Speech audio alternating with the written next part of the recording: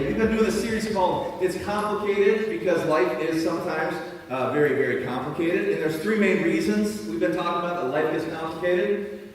One of them is realities that I've created, kind of bad decisions I've made, whether in my marriage, my relationships, my job, everything. It's just kind of been those moments that I regret. The second reason is realities created for me. I got laid off, or my spouse filed for divorce, or different things that came into my life that were outside my control. And then finally, realities beyond me. We talked about that last week. And this is kind of the spiritual realities. We talked about Job and how there's this throne in heaven and these heavenly realms and how we're kind of caught up in the middle of all that. And so I want to kind of wrap up this message, this series actually today, by talking about something that we're all going to kind of be familiar with. But the verse that we've kind of been centering around, landing in, is 1 Corinthians 13:12. And he's talking about, the author is this guy named Paul. He's talking about the difference between where I'm at right now and the difference of where I'm going to be one day when I'm with God. And he says, right now, I'm seeing in a mirror, what? Dimly. But then I'm going to see it like I'm seeing you face to face. Now I know in part, but then I'm going to know fully. I want to first talk about today, really kind of wrapping things up with priorities. Because I think that's really what this message is this series has been all about. Kind of discovering priorities and figuring out, what do I anchor my life to? And so I want to kind of jump into that. This is not in your notes, but I wanted to kind of talk about something real quick. Priorities are really about being, not doing. When most people think about priorities, I think they think about doing certain tasks, doing certain things. But priorities are really about preserving something inside you. And that's going to be important to remember. They are not things that are important. They're actually things that are more important. That's why priorities are so tricky. Because I got two things that are important to me. Christmas bonus, working overtime, and then I haven't seen my kids in 3 weeks. What's my priority? They're both important. They're both valuable. They're both difficult decisions to make. How do I make those kind of choices? What do I do to kind of get beyond that? Priorities are not the same as tasks. That's important to remember. If we think of priorities as just things that we want to do, then we're just making lists. And there's nothing wrong with that. I love lists. I love writing down stuff that I need to remember to do. But priorities really serve as a compass. They really serve as something that guides your decisions. It guides your life. So ask yourself this. What are you spending your money on? What are you spending your time on? What are we spending our energy on? Those are probably more and more indicative of your priorities, as opposed to, oh, I got to get the laundry done, and I got to get this, I got to get that. The second thing is, priorities are tied to our values. We just talked about that. Time, money, and then finally this one, passion. There is a fixed amount of passion that you and I have, and so if we're spread everywhere, we're spread thin, we're actually not able to give the amount of passion that we need to give to work, to this, to family, if we're just spread too thin. So I want to kind of go into that. I just got 3 questions to kind of help you discover whether or not we have good priorities. Do I have good priorities? The first question you can ask yourself is, the pace I'm running right now sustainable? Like, is what you're doing and the way you're doing it and the pace you're going at it, is it sustainable? Meaning, can it last? And this is, everybody has a tendency to kind of underestimate how difficult this can be. Especially if you talk to guys. Women, I think, you kind of have this multitasking brain that men are just not born with. And so Molly will be cooking dinner with her foot, making, folding clothes, doing all these crazy, wacky things, 16 different things going on at the same time. And then if she comes into the room and I'm writing something very limited on a piece of paper and she comes in and asks me a question, what do I have to do? You're going to have to stop for a minute because I'm really focusing right now. I'm concentrating on this piece of paper. I can't answer your question right now. She has to wait until I'm done because I don't have that ability inside me. There's really 2 kinds of people when you're talking about things being sustainable. You got this guy who is like a quarter tank gone, and I know some folks like this. Some of you are in this room, all right? And I really can't stand you because I'm envious of your gifting. You see that and you go, man, I better get gas now, okay? I've lost a quarter of a tank. Let me tell you where I live. I can drive 10 more miles. That's what I'm seeing. All right? I see that empty sign. I'm like, I think we can make it. I think we can make it. There's 2 kinds of people. And I think in life, everybody does this. You kind of underestimate how close you are to E. Why? Because of the lack of priorities. Priorities keep us on this side, as opposed to, oh, I think I can make it. I think I can survive. The Bible talks about this. Jesus talked about it. He said, listen, don't begin following me if this is some prophet. A guy who actually says to the public, listen, you really don't want to follow me until what? Until you, say this with me, count the cost. Do you have it in you? Are you willing to count the cost? For who would begin construction of a building without first calculating the cost to see if there's enough money to finish it? Remember the economic downturn? We started to see these places. We were in Detroit, Michigan at the time, so it's actually its motto underneath Detroit is Armpit of America, if you didn't know that. That's kind of where we were living from at the time. We saw these all the time. Towns, little neighborhoods that have been started. They had street lights, they had paved roads, they had a sewer system, and absolutely no one was living there. Why? Because they didn't have the means to finish the job. I think I struggle with this, you struggle with this. We start something, but we just don't have it in us to finish it. So that's the first question. Is the pace I'm going at sustainable? Can I actually do this? Can I actually pull this off? And if I can't, I need to reevaluate my priorities. And I know it's like guys with a map. If they get lost, they're not going to say, yeah, I need to stop and ask for directions. We have a tough time with admitting, hey, these are my limitations, and this isn't sustainable. The second question you can ask yourself is the way I'm living affecting my priorities negatively? So I have these priorities like my family, but I really want to go and do X, Y, and Z. Well, when I go do those things, is it going to affect these things that are really true and really needful in my life in a negative way? Another way of saying it is, what are the unintended consequences? What is that phrase? The road to hell is paved with what? Good intentions. Right? I didn't mean to have that affair. I didn't mean to look at another woman or look at another spouse or go on the web or do that. I didn't have any of that in my mind. And you know what? I believe them. Sometimes I think they're absolutely telling the truth. There was no thing inside of them that was really looking for that to happen. No one wakes up and says, man, I really thought I was potentially going to divorce this person, and oh my goodness, I just ignored it. Most people walk into life thinking, hey, this is going to be okay, and they don't know that going into it, all these other things come in. And if you struggle with some of those things, please understand that's not the Jesus always can redeem all of that stuff. That's not the problem. But when we go forward, learning from those situations, going forward from those moments, we can start to ask ourselves, wait a minute, what are the unintended consequences here? Like if I work late with that woman alone at work, in the office, what are some potential unintended consequences? And I think we think we're gonna come up with, if it doesn't pop out and look evil, then it must be innocent. It's not true. The Bible talks constantly about wisdom. It has a whole book dedicated to it called Proverbs. And it's all about this, unintended consequences. And Solomon, who wrote it, said, listen, I know you're thinking you can put fire in your lap and not get burned. And I'm telling you, you can't do it. That's how Solomon talked about it. Use wisdom, use discretion. Finally, am I practicing multiplication or division? Another way of asking this is, am I a giver or a taker? Like this is a question you can ask yourself. When you walk into the room, what is the atmosphere like? Does it increase? Do people feel like, oh, something good's happening, and oh, I'm glad that person's here? Or is it kind of like, oh, Lord Jesus, help me? When they walk into the room, you're kind of bracing for impact. Like, oh my goodness, what's going to go on at this moment? The way the Bible talks about it, it says, do nothing out of selfish ambition or empty pride, but in humility consider others. Say this word. More important than yourself. Man, don't you think our world would use just a little bit of that? I mean, just driving down 31, right? I mean, my faith is tested daily on 31. Are you a bridge burner? Am I a bridge burner or a bridge builder? Am I a multiplier in God's kingdom or am I a divider? Do I break it all up? And if I have that kind of influence in my relationships, chances are my priorities have kind of gotten a little out of whack. So I want to talk about establishing good priorities. Number one, maintain big picture perspective. And then another way of saying it is attitude. If you want to establish good priorities, you've got to have a big picture perspective.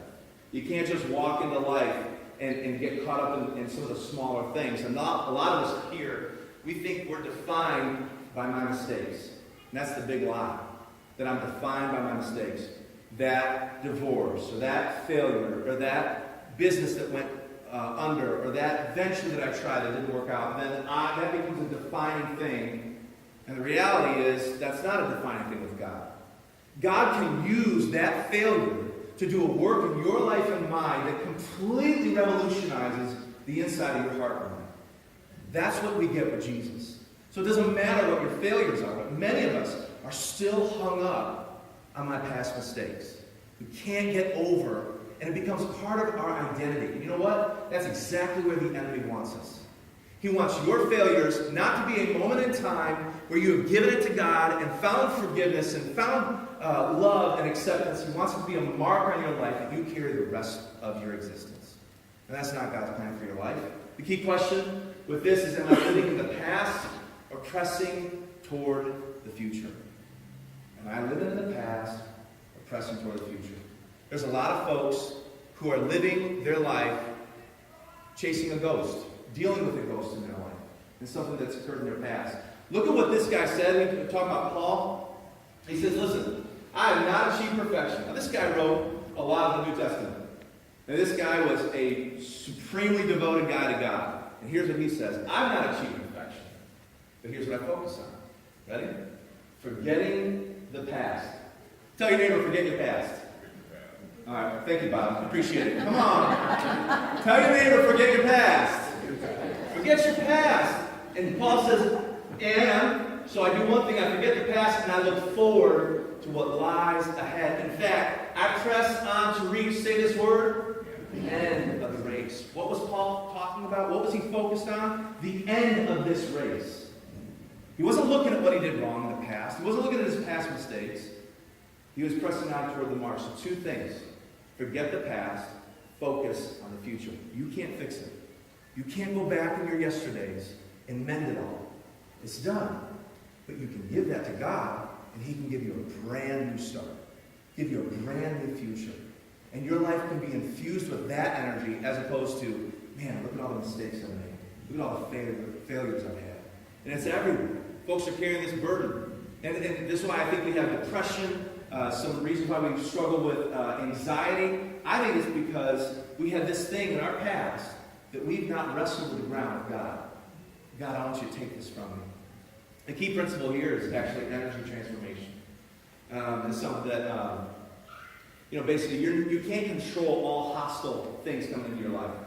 But what you and I can do as believers, as people who want to follow Jesus, is we can transform that energy, that negative, hostile energy, into something positive. What happened to the church? And in the beginning of all this hostility that came in on the church, when Christians first started to become Christians, what happened when they received all that persecution? Did our faith and did their faith grow or diminish with the persecution? They grew. It was like throwing gas on the fire. Why? Because they know how to do this. They trusted in God, they believed Him, and they went on to living for that one day that was coming. Their eyes weren't just here. The next thing we can do is establishing priorities is to have good posture. And here's the big lie. I can do it all. I can do it all. And the key question is my life busy or effective? Is it busy or effective? Now let me tell you this story. Effectiveness is a very important thing when you're measuring your priorities. My family, my grandpa, for those of you who don't know, he went to Africa in the 30s. And my dad was born out there in 1942, and then he went out there with my mom in 1978. And they didn't know it at the time, but I was tagging along inside my mom, and I was born in 1979 and grew up there. And they had a Bible school. And every year they would have this Bible school where they would have a graduation. And they graduate, so today they graduate over 700 students that know how to teach the Bible, that support churches, that pastor churches. It's awesome. So one year my dad's like, hey, I need you to go, because every year we get the cow, and we butcher a cow and cook it up. And it was A1 steak time in Congo. Can I get an amen? It was awesome. It was wonderful. So we had this cow that we went and bought, and it was a big deal. It was a big party. We bring the cow down, or actually we go to get the cow. My dad's like, hey, I want you and your brother to kill it this time. And I was like, man, this is awesome. I'm going to kill this cow. Now, I'm a city boy. I grew up in Africa, but I'm a city kid in Africa. I don't know what happened. I have no benefits or any way of living, and if Y2K happened or doomsday comes, do not come to my house, because we're all dying in my house. I don't have any of those skill sets. But I was like, hey, you're going to kill the cow. I was like, man, that's awesome. So I had a gun. I had a 22, and I'm excited, man. I mean, I'm looking at this cow, and I can't believe how close. Cows are dumb, you know. At least this one was, all right? And I can get as close to the cow as this TV is. And I put up my gun, all right? And this cow's just looking at me, chewing. Like, just looking at me, like, what are you doing? You know, and I'm standing there, and I'm like, man, I can get as close as I want and shoot this thing. So I start to fire that first bullet. And I go, right in the head, okay? And that cow just kind of is like, and keeps chewing. And I'm looking at the cow, and I'm wondering, I was expecting this, like, I shot the cow, the thing falls down, I stand on it, raise my gun, you know, the whole deal, and nothing happens. Well, I shoot another bullet into this cow's head, and the cow, I noticed a slight difference from a normal moo when we first pulled up to like a slurred moo. So it was like moo, and then it started to go moo, and then finally, about the 4th, 5th bullet into this skull, the cow's moo was like, you know, it's just terrible. It was getting worse and worse. And the problem was nothing was happening. Finally, the Congolese people came up with a machete and cut its neck, and were like, you're stupid American, you know, and just kind of slit its throat. The cow bled out. We took it home. We butchered it. What was I doing wrong? It wasn't that I had the wrong gun. It wasn't that I had the wrong caliber bullet. It's that I didn't know where to shoot the cow. Apparently, you shoot the cow back here somewhere. I was shooting right in its skull, the strongest part of its body. And I'm sitting here with all these imaginations of grandeur, trying to shoot this cow, and nothing's happening. I'm feeling about this big. I lost all my manhood that day. And so what I realized is that there's actually a spot that you aim for. And I think a lot of us, we're going through life and we don't know what spot to aim for. Because we're looking at this, thinking, oh, I must be doing something, because I'm busy. The problem is we're not effective. We don't know how to fire that bullet. We don't know how to fire our passions. We don't know how to fire our energy so that we're bringing home the most bang for the buck. We're actually being so effective in our life that we can see the impact. And so we just spin and spin and spin our wheels. And this guy, he talks about it in the Bible. He says, listen, if you want to be effective, there are 2 more things you got to do. Let us strip off every weight that slows us down. You know what weights are? Weights can be good things. It's not just really wrong, bad, evil things. It can be really good things. But it's a weight. It's something you and I have in our lives that is just kind of holding me back. Maybe it's the past. Maybe it's fear of the future. Maybe it's fear of what I've done. All those things. It's holding me back. And he says, listen, it slows us down. Especially the sin that so easily trips us up. Man, that's so true. I don't care what I've had success in my life yesterday. I got to wake up and redecide. Now, what kind of person, what is Jack going to be all about? That sin so easily gets inside of us, it's embedded. He says, let us run with endurance the race God has set before us. Paul talks about this all the time. He says, listen, this life is like running a marathon. And who would sign up for a marathon with extra weights around their ankles if they weren't required to carry? They weren't required to run. And I look at the way I'm living at times. I look at the way that others are living at times. We're choosing to live. So the first step, throw off the dead weight. I'll give you an example for me. My phone. It has this really cool feature that if you hold down that button on the right, it'll say, slide the power off. And I can just hit that, and all of a sudden, I don't have that phone in my life, and I don't have that text coming through, and I don't have that email coming through. Our minds aren't made to constantly receive information all the time. And we're walking around with all this stuff in our head, and we can't turn it off. I want to invite you, look through your life. What is a weight inside of your life that you could dump, you could get rid of? He says, let us run the endurance race God has set before us. Turn off the phone, the computer. Stop listening to the gossip, the different things that are going on. Listen, sometimes you just need to stop turning on the news. I mean, if you want to be depressed, just turn on the local or national news and you're going to find, my goodness, our country is going to hell in a handbasket because it's crazy. People are crazy. People don't want to stand for the national anthem, or people don't want to this, or people don't want to that, or they're getting, or we can't see eye to eye. If someone's a different color than me, then I can't talk to them anymore. I mean, it's just constantly filled with all this tension and anxiety and pressure. And we're trying to have life around it. If there's a way that we can move beyond that, and Paul talks about it, says, since you've been raised to new life with Jesus, set your sights on things above, where Jesus sits in the place of honor at God's right hand. Think about the things of heaven, not the things of earth. He says, listen, if you want to be effective in your life, if you don't want to waste the energy that God's given you, fix your eyes on something beyond you. Throw off the weight and focus on something else. Change your line of sight is another way of saying it. This is actually called an attitude meter, and it's on every airplane that you and I will ever fly on. And the attitude measures the horizon.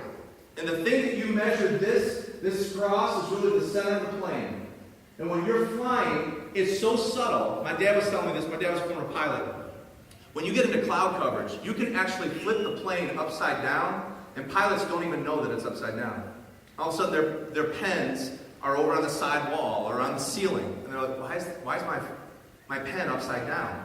Because the whole plane has been inverted. Why? Because they don't have this tool. You want to know how you keep the plane level? You balance it between the left and the right, the up and down. You keep it right up here, right at the skyline, right at the horizon. And that's exactly what Paul is saying. It's a biblical principle. If you don't want to be weighed down in this life, focus on the horizon. Don't be filled with just the things of earth. What happens when that takes place, when we're filled with things of earth? Our posture changes. All of a sudden, we're sloping in our spirit. We're not soaring like an eagle, is what the Bible talks about. How do you do it? Keep your eyes on the horizon. There was a guy who wrote it like this. He said, listen, aim at heaven, and you'll get earth thrown in. Aim at earth, and you get neither. In other words, if you're just consumed with your life and this life, man, you're never going to be effective. You're never going to soar. But if you aim at heaven, earth gets thrown in right away. Key principle here is aim high. And I mean in your spirit. If you can do two things, all right? If you can have a humble heart, but then have a spirit that is aiming toward God and aiming toward heaven and what He wants for your life, everything starts to change. And it won't be overnight, but I promise you, those two things, humble heart, eyes focused on God, things will start to level off. You'll start to see things are different. Finally, commit to the process, not the outcome. That's a tough one for me. I want to see results. I'm a results guy. I'm driven. I like to see those results. And you know what? God is teaching me, you need to settle into the process. You need to slow down and just walk through it. Because here's the big lie. I can get there fast. First of all, where in the world is there? Can anyone tell me where that is? For those of you who are a little older, all right, you remember what it was like to think that there was a there? But now you're going, I don't know if there's a there anymore. Like, where is that? The other lie that's present is that we think we can get there fast. There's going to be hardship. There's going to be difficulty. The key question is, am I okay even when life isn't? I want to show you one of the most powerful Bible verses you'll ever read in your life. It's one I go back to over and over and over, especially when I'm dealing with process. When I'm trying to find the energy to stay committed to the process and not the outcome, I'll go to this verse and I'll say it to myself over and over again because it helps me. Here's the verse, ready? We know that God causes, say this word, everything to work together for the good of those who love God. Well, that sounds really nice. But many of us, we're not seeing this for what it is. This is a game changer. If you and I really believe this in our whole heart, that the job loss, the divorce, the pain, the struggle, the failure, all of it, that God is working it all together for the good of those who love Him, what can really stand against you? What can really overpower you? What can really overcome your life? Basically what He's saying is, if you go prioritize me, I'm going to work it all out. if you will put me first, I'll take care of the job. I'll take care of the past. I'll take care of all these issues you've had, and I'll be the one to settle it. I'll be the one to make sure it works out. It goes on to say, so take a new grip with your tired hands and strengthen your weak knees. Mark out a straight path for your feet. He says, listen, give me all the trouble, and then get a grip back up in your life. And here's what I would say, build daily time in your life with God, where you actually are talking with Him. You're actually starting to have a relationship with Him. You know what a game changer is in my walk with God? When I started to hear His voice. And I grew up hearing about that all the time, but it wasn't until my late 20s, my early 30s, where I really started to, I think God just talked to me. I think God just spoke to me. So I ask Him questions now all the time. God, what do you want me to do with this relationship? What do you want to do with this trouble that I'm anxious about? What do you want to do with this struggle that I'm having? And the key principle is, wherever you're at, embrace it. I have a counselor that I talk to every 3 weeks because my head's messed up. And I need someone to talk to and help me kind of work out. You know what he said to me the other day? He said, man, wherever you're at, be there. Be there. And trouble is, we're trying to be with family, but our mind's on work.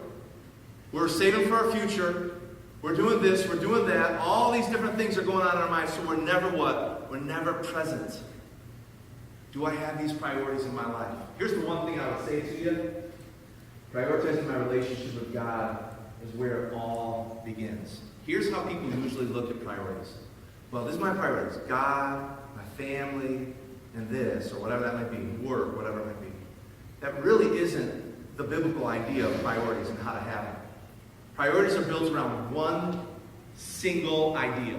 If you want to get great priorities in your life that actually feed you and don't pull life from you, they actually give you life, here's the one thing you and I can do. Prioritize to seek after God. This is the way Jesus said it. These things, our needs, the stuff we're always kind of thinking about, dominate the thoughts of unbelievers, but your Heavenly Father already knows all your needs. So I'm constantly thinking about all this stuff that God says, I've already taken care of it. He says, so instead of doing all that wasted energy, here's what I want you to do. Seek the kingdom of God. Say this with me, please. And He will give you everything you need. And I think we've just lost this ability to seek God. I've lost it at times. I know that life comes in, it gets crazy busy, and my priorities start to slip because I'm trying to do it all. Let me give you an example of what seeking means. I went to a missions trip when I was a freshman in college. I went down to Brazil. It was a blast. I was down there for about 10 days. And one day I decided, because even though I'm born in Africa, this is about as dark as I get. Okay, I have no real great skin color. And everyone down there is dark, and all my buddies that went down there, they're even darker than me. So they're out there playing soccer, and we were out there one day, and I got this brilliant idea. Even though I had no tan whatsoever, and I looked like this, it had just been winter, I decided to put on Hawaiian Tropic Advancement Oil, you know, like the SPF 4, and stuff it's basically like hooking up to a nuclear engine of sun rays, all right? And so I'm out there, and this is when I could take my shirt off, and it wasn't a scary sight. And so I had my shirt off, we're playing soccer, all my buddies, we're having a blast. And man, I'm out there for like 3 or 4 hours. And I got this Hawaiian Tropic stuff all over me. I look like a grease ball, all right? And I got Molly back at home, so I'm like, I'm gonna get a good tan. Look good for Molly, come home. She's in Michigan, I was in Virginia at the time. So I got this brilliant idea. And so I was out there for 3 or 4 hours, got really kind of ton of sun. And then that afternoon, we went kind of bodyboarding, all right? It was right on the coast of the ocean. And these waves were not big.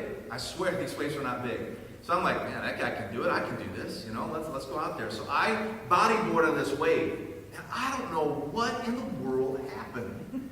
This wave caught me, pulled me out. I mean, it felt like someone had grabbed my collar and shoved me down to the ocean floor. And I remember my face, the ocean floor wasn't sand. It was, you know, the shells and all the little rocks and stuff. So it felt like you were kind of walking on some needles, so to speak.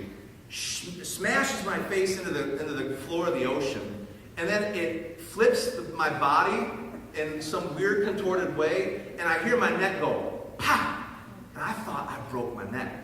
And my legs are here, but my head is facing that way, if you can imagine that. so I thought something had happened, and it drags me along the floor of the ocean.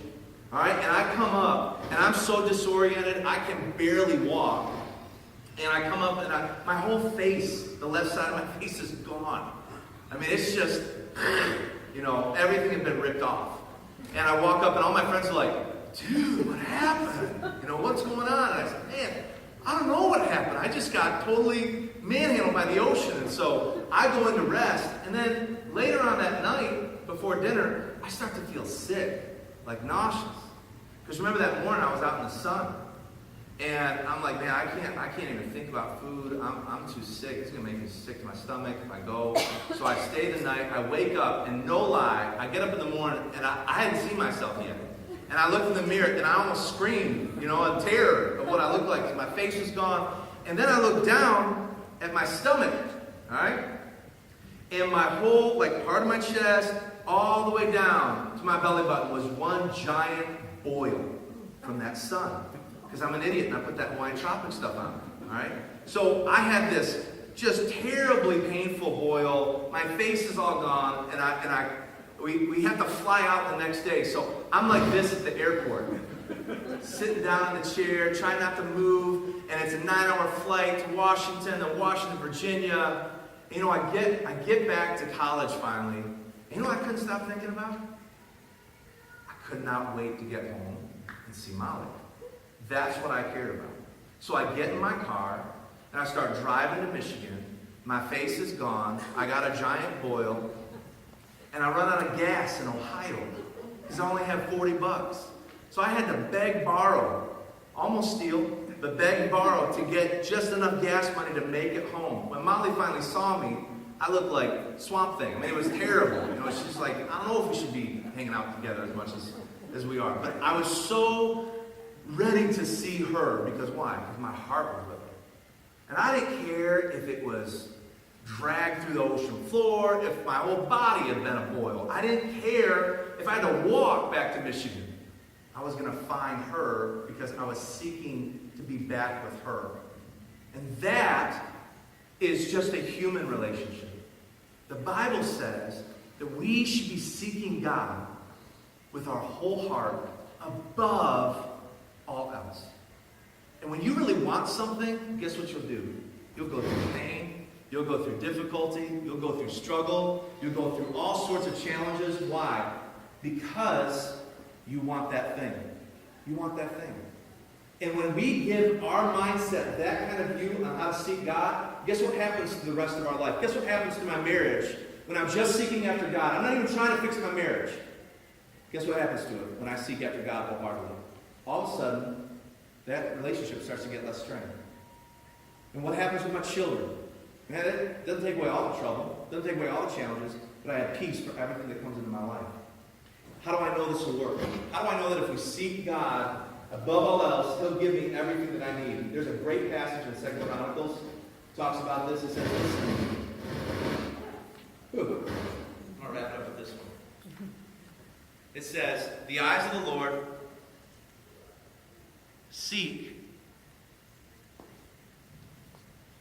Go back to it. The eyes of the Lord search the whole earth in order to strengthen those whose hearts are fully committed to Him. Morgan, can you come on up at this time? In other words, the way this author is talking about God is he's saying, listen, the way it works is if you and I will come to God every day and seek Him with our whole heart, He's already looking for you and me. He's already trying to find someone to kind of connect with. And so if we will commit and prioritize Him, then He will give us the energy and strength and peace to deal with all the relationships, deal with all the problems of life. But He has got to become the priority. He's got to become the one we're pursuing. If I'm going to try and go fix my marriage, and I'm going to try and do my job better, and I'm going to try and do all these things above seeking God, then I'm just back to an unsustainable way of life. The Bible promises that I'll seek Him, and everything else will start to come into play. It sounds really simple. It's actually really hard to do. But that's the secret. I have tried my best at times to do life the way I think it should be done, try to fix my business, try to fix my relationships, and it all just continues to dwindle and get burned up And the one thing that I have found that works is if I will prioritize Jesus first. If I will prioritize God. So here's the way I want you to think about it. God's already looking for you and me. Just make eye contact. He's already searching for your life. He's already searching to help you with your problems and mine. All he asks us to do is to prioritize seeking him. So what does that look like? Get your Bible. If you don't have one, we'll get you a Bible. Read a verse. You don't have to read the whole thing in one day. You don't have to read a whole chapter even. Just take a verse and think about it that one day. God, show me what you want to say to me today. God, be real to me today. Because I'm coming to you. I'm seeking you. And he promises that if we'll do that, he'll start to align our life with him. Would you please bow your heads and close your eyes? Jesus, I'm asking that you begin to do a work in our hearts, and Lord, that you begin to put things together that we've tried our best. But Lord, it's like we're chasing our tails, and we're getting nowhere. God, I'm asking that you'd help every person in this room to, instead of trying to fix everything that's going on in their life, they would just start with this one thing. That they would seek you above everything else. And trust that you'll bring everything into alignment. God, would you bless them? Would you give them your energy, and your strength, and your desires? And fill them with a passion that they need for life. Fill them with the energy that they need to go through everything they're dealing with. God, the enemy has us running ragged, and I'm asking that you would bind them, that you'd stop them, that you'd give everyone the opportunity to have a fresh, clean start with their relationship with you. And they would start to seek you with their whole heart. We ask it in Jesus' name.